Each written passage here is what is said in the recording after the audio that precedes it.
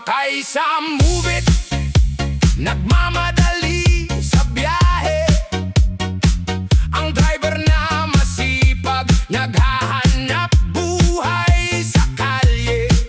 Ay! Pamilya ang iniisip habang hawak ang manibela. Hindi alam na ang pasahero, utak ay iba ang timpla. Isang adik na sabog, walang takot, walang malay. Pinatay ang inosente, kinuha ang kanyang buhay. Ganito na ba ngayon sa ating sariling bayan? Ang mabait na nagtatrabaho sa sementeryo, ang hantungan. Hindi na ligtas ang Pinas, nasaan ang hustisya? Ang mga kriminal gumagala, walang kaba.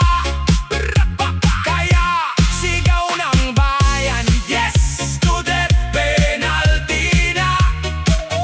Ibalik ang war on drugs, ubusin ang salot sa kalsada. DJ Onyok sa pag-record, galit ang isinisigaw. Katarungan para sa driver na buhay ang ninakaw.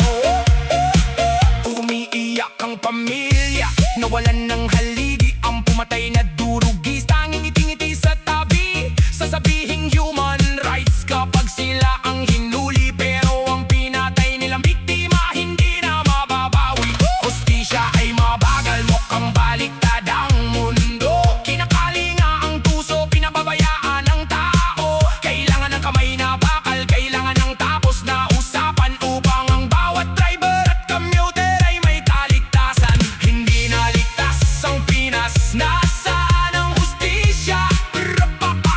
Ang mga kriminal gumagala, walang kaba. Kaya sigaw ng bayan, yes to death penalty na. Ibalik ang war on drugs, ubusin ang salot sa kalsada. Ay! DJ Onyok sa pag-record, galit ang isinisigaw. Katarungan para sa driver na buhay ang ninakaw. Hampas ng batas, dapat ay walang kinikilingan. Bitayin ang dapat bitayin para matakot ang sinuman. Kung walang war on drugs, balik ang sindikato sa dilimang. Mga adik sa sula, muling maghahasik ng lagim. Move it driver, hindi ka namin malilimutan.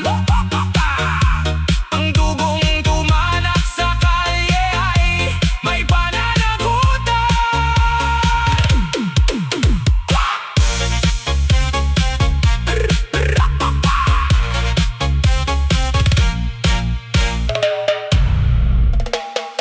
Bukas ang TV, bukas ang radyo, puro mukha nyo ang nakikita. Araw-araw na lang ang bangayan, walang katapusang banyera. Puro na lang Sara, puro na lang confidential funds ang usapan. Habang sa labas ng inyong aircon, dugo ang bangkay ang nasa lansangan. Gisingin ang natutulog ninyong mga konsensya. Kaluhod ang ina sa malamig na semento ng kalsada. Ang anak niyang pauwi galing trabaho, binaril at itinumbang. Mga kriminal na walang takot, walang sinusunod na batas. Dahil alam nilang ang hustisya sa bansa ay urong at bansot ang lakas. Habang kayo sa air-conditioned na kwarto ay nagpapakasasa sa drama. Ang mga mamamatay tao, malayang namamahay sa bawat kanto at plaza. Sino ang titingin sa umiiyak na pamilyang nawalan?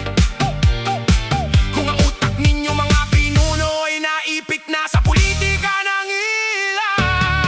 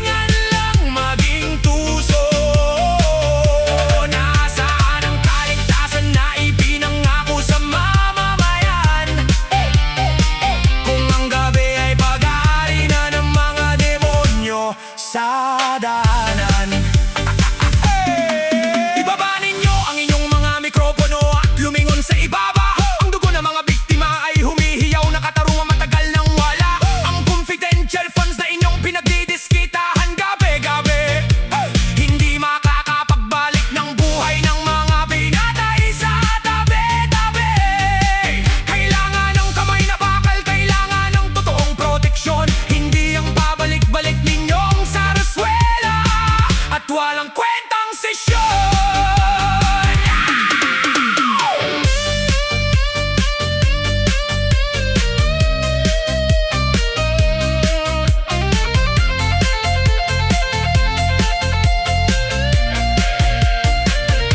Matatapos ang araw, may bago na namang biktima sa balita. Isang pamilya na naman ang gigising na wasak at lumuluha. At bukas sa Senado, ang ingay ninyo ay pareho pa rin ang tono. Magrereklamo sa pondo habang ang bayan ay unti-unting nagiging impyerno. Mahiya naman kayo sa mga nagpapasweldo sa inyong upuan. Iligtas ninyo ang Pilipinas sa kamay ng mga mamamaytao. Sa lansangan, puro kayo sara, puro kayo pondo na pinag-aawayan. Tingnan ninyo ang tunay na kalagayan ng ating bayan. Pinamamahayan na ng kriminal, ugad na ng mamamatay tao. Habang kayo sa entablado, nagpapagalingan lang maging tukso. Nasaan ang kaligtasan na ipinangako sa mamamayan? Kung ang gabi ay pag-aari na ng mga demonyo sa daanan. Hustisya para sa mga biktima, ibalik ang ligtas na Pilipinas. Tama na ang politika, unahin ang buhay ng tao. Gising Pilipinas, bago huli ang lahat.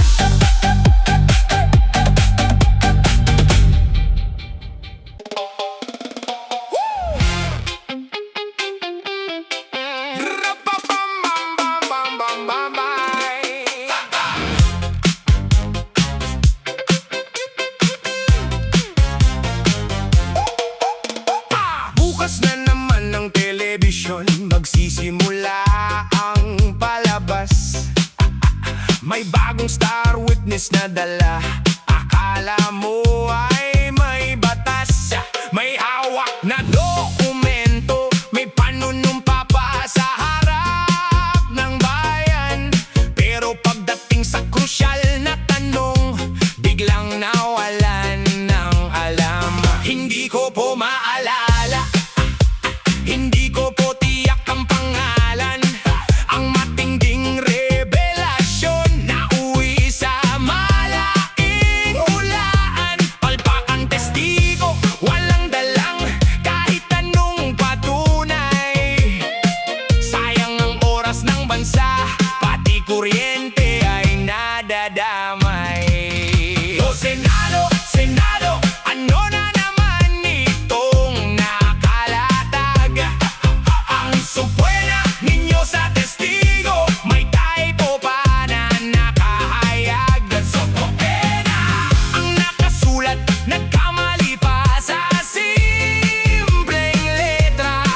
Ganito ba ang kalidad ng opisina na gumagasta ng pera? Palpak na nga ang witness na pilit ninyong itinatampok. Pati official na papel ninyo mukhang minadali sa sulok. Ang lakas ng pasakalye, ang tindi ng mga patutsada. May script pang binabasa habang nakatutok ang mga kamera. Ngunit nang suri ng kwento, puro butas at walang laman.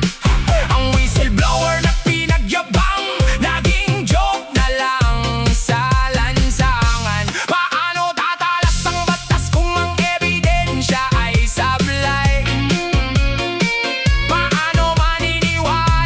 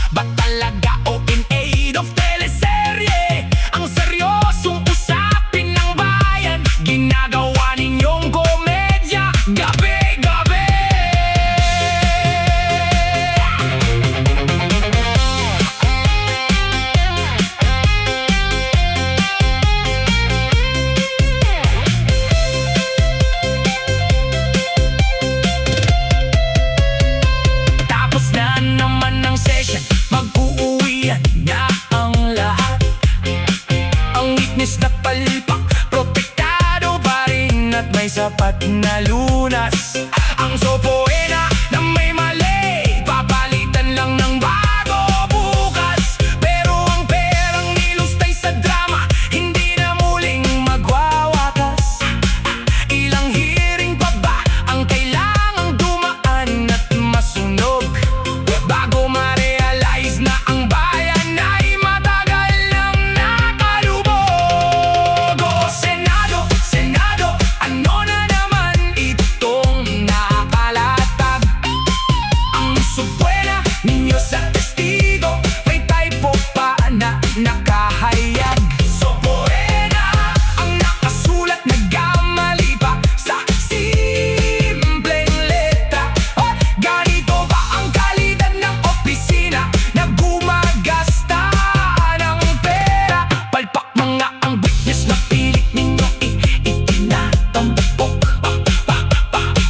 Pati official na papel ninyo mukhang minadali sa sulok. Typo sa subwena, palpak na testigo, sarsuela sa bulwagan ng mga sikat na tao. Ang buwis ng bayan ginawang pondo sa dulaan. Senado, kailan kayo magiging seryoso sa katotohanan? Ay!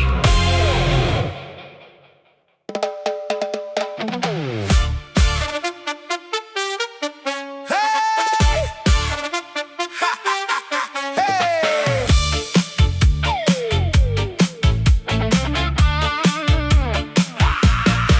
Umiikot ang aircon, bukas ang mga ilaw. Sa malaking bulwagan, may bagong issue na naman nangingibabaw. Pila-pila ang kamera, handa na ang mikropono. Magsisimula na naman ang sarsuela ng mga Ginoo. Haharapin ang testigo, sisigawan ang humaharap. Ngunit sa dulo ng araw, wala namang nahanap. Ang budget ng bansa, unti-unting natutunaw sa walang katapusang daldalan. Katarungan ay nakaw. O Senado, Senado, kailan ba matatapos ito? Pera ng bayan nilulustay sa bawat pagupo. Mas malaki pa ang gastos sa pabalik-balik na hearing ninyo kaysa sa kontrobersyal na milyong confidential funds ni Sara Duterte sa palasyo. Puro grandstanding, puro lang naman forma, habang ang sikmura ng mahihirap walang laman at karga. Isang araw na sesyon, milyon-milyon ang katumbas. Resource person na inimbitahan pa ulit-ulit ang landas. May merienda, may allowance, may live stream sa internet, ang kinalabasan ng batas. Palaging nade-delay, laging sabit, mas malaki ba ang tinalo ng budget sa investigasyon kaysa sa pondong itinago na walang resibo noong nagdaang taon? Pareho lang naman kaming dinadaya sa totoong buhay. Ang pondo ng mamamayan sa bulsa ninyo sumasayaw ng patay.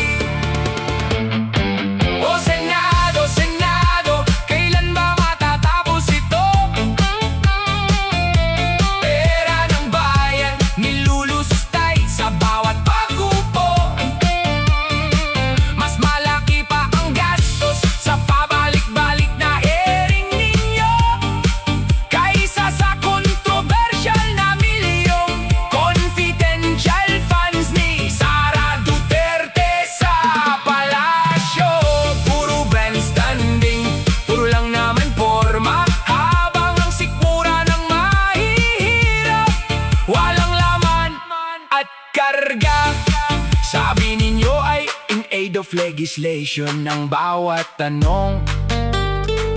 Pero bakit mukhang in aid of election? para sa susunod na taon ng tax ng manggagawa, bawas agad sa sweldo kada buwan. Para lang ba tuskusan ang inyong bangayan na drama sa harapan? Mas malaki ang nakalaang pondo sa inyong mga komite kaysa sa ayuda para sa magsasaka, tuber at mangingisda gabi-gabi.